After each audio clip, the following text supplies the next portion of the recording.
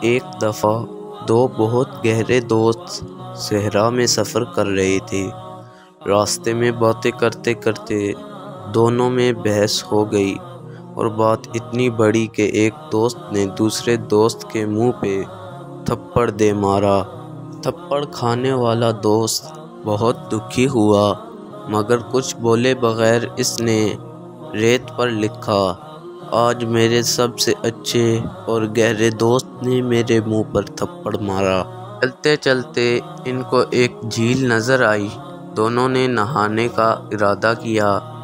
اچانک جس دوست کو تھپڑ پڑا تھا وہ جھیل کے بیچ دلدلی حصے میں پھنس گیا، مگر جس دوست نے تھپڑ مارا تھا اس نے اسے بچا لیا۔ تب بچنے والے دوست نے پتھر پہ لکھا، آج میرے سب سے اچھے اور گہرے دوست نے میری زندگی بچا لی۔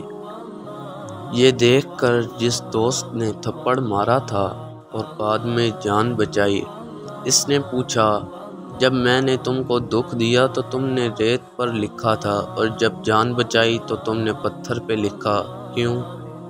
پہلے دوست نے جواب دیا، جب کوئی آپ کو دکھی کرے یا تکلیف دے تو ہمیشہ اس کی وہ بات ریت پر لکھو تاکہ درگزر کی ہوا اسے مٹا دے، لیکن جب بھی کوئی آپ کے ساتھ بھلائی کرے تو ہمیشہ اس کی اچھائی پتھر پہ نقش کرو تاکہ کوئی بھی اسے مٹا نہ سکے۔